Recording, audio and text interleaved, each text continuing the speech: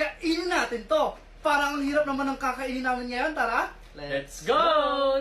First, yung kahoy. Pero syempre guys, hindi naman namin pwedeng kainin yan. Naghanap kami ng pang-alternate dyan. Pero syempre, bago namin kainin don't forget to follow us. At eto yun guys, tingnan nyo parang kahoy din siya. Yan.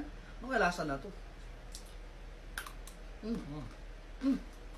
Parang siyang matamis na kawayan.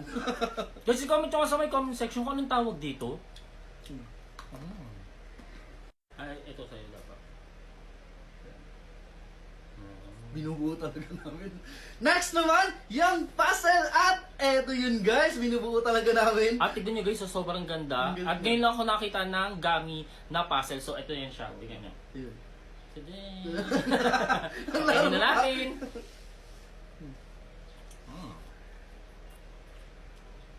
Parang lasang rubber. Next naman, yung baseball. Siyempre, ito ang bola ng baseball guys. So ito ano. Di ba? Ayan, ang ganda. Pang baseball naman Sobrang siya, ganda. pang bola.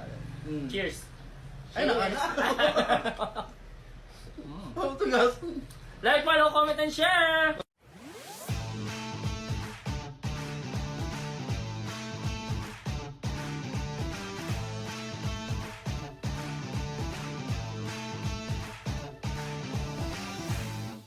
Kainin natin to. Pero teka, bakit may violet na unan dyan, dilaw na unan, at saka si SpongeBob, nakakain ba yan? Ano, reaction? Pero syempre, bahala na nga. Tara, let's go! Let's go! Makikivideo muna ako dito. First, yung yellow na unan. Pero bago namin kainin yan, don't forget to follow us and comment sa comment section. Next kakainin namin Hindi ka nagkakadali, no? Kaya sige, ito na nga. Siyempre, hindi naman kami kumakain ng ganitong una, no? Hindi naman pwede itong kainin. Kaya naganap kami ng alternative. At ito yung nakalanan. Ito ang aming nahanap. Ano? Ito yung alternatibo. Ito na. Pillows! Pwede! Kainin na natin. Okay. Kainin na. Bakit kami ng buhok ko yan? Yung violet na unan, pero syempre, hindi rin namin nakakain yan, kaya naganap muna tayo ng pang-alternative tong pillows, violet na unan, kainin na natin. Ano unahan? Pillows yan? Siya sabi mo. Okay, na natin. Kainin na natin. Ayaw po. O, diba? Hindi pa namin mabuksan. O, ito na.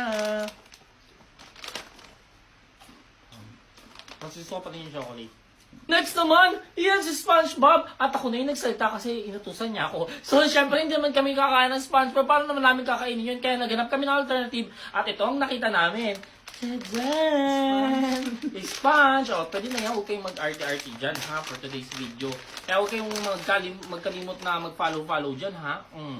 Harap! Ay, follow, comment, and share! Kainin natin to. Iba't ibang flavor ng Vinomic. Pero teka, bakit nandiyan si Nobita? Tara, let's go. First, yung color pink. Pero syempre guys, bago namin kainin na or inumin niya Amari, don't forget to follow me and comment sa comment section. Next kakainin natin At eto yun, excited siya kasi yan, sarap to. Tikman na natin. Okay. Ang lasa? Ha? Ang lasa? Masarap naman strawberry. Next naman, yung color red! At eto yun guys. Ano? Vinomilk. Tikman natin. With yogurt siya medyo masarap. Tikman. Sarap, strawberry. Strawberry din siya guys pero Ito siya palang palapalas. mas masarap to. Next naman, yung color yellow! Wow! Eto na. Tikman natin kung anong lasa. Parang siyang gatas ng nanay. Parang breast milk. Palasa. Bakit nasa? Next naman, si Nobita. Hindi naman namin pwede inumin ni Amarian, pero syempre naghanap kami ng pang-alternative dyan. Itong Nobi. Para siyang putol siya, pero Nobi yan. Ayan.